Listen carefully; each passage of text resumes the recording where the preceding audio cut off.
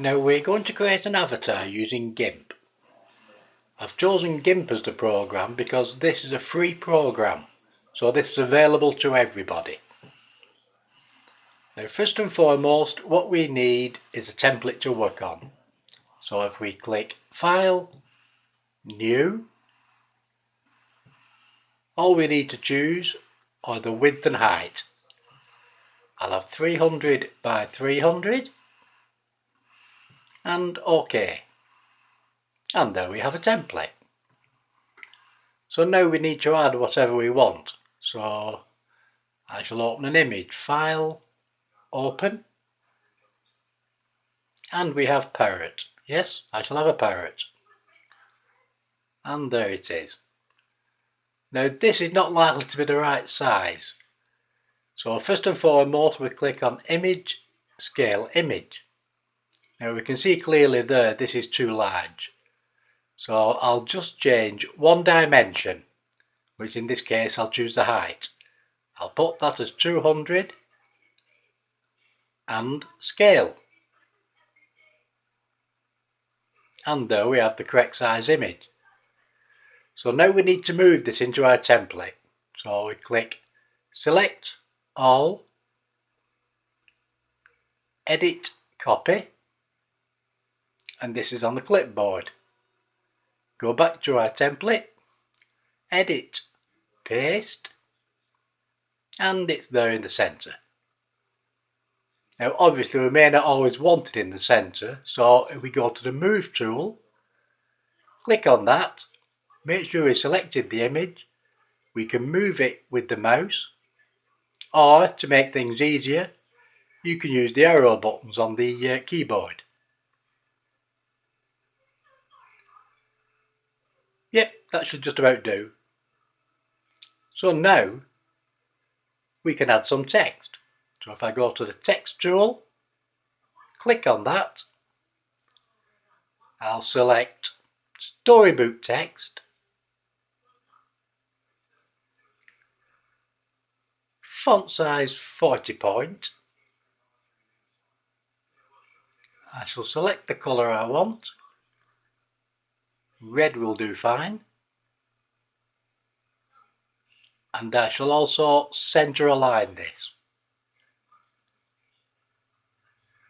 So now simply click in the image and type.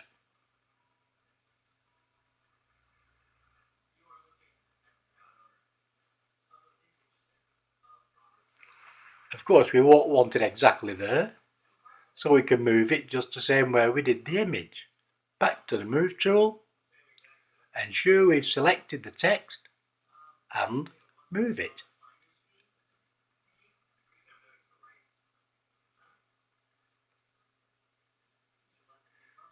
Yes, that should do fine. Now I'm going to add a second lot of text. This time I'll select something wrong. So if I go back to the text tool, I shall have rosewood text. I shall deliberately choose too small a font, 30 point.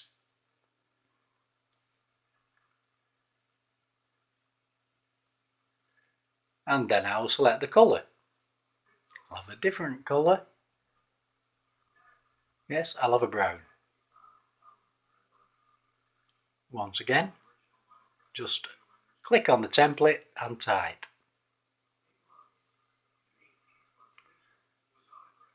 Now of course that isn't large enough.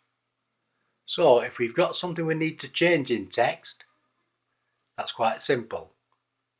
We just highlight it, then we can change whatever we want. In this case, the size. I shall take it up bit by bit. Yes, that should do fine. So now, back to the Move tool, take care to select the font and move it.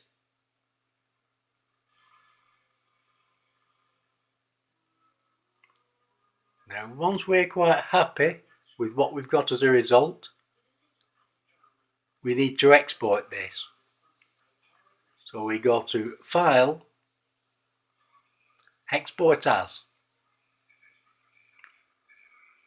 We can name it. I shall have it as Test JPEG.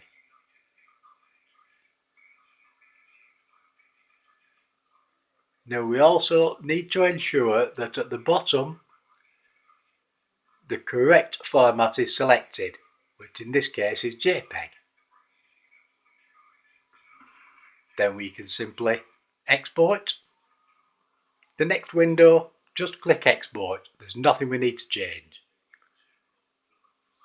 And that has now been created. So what I'll do, I'll close this down. No need to save anything. Close that down.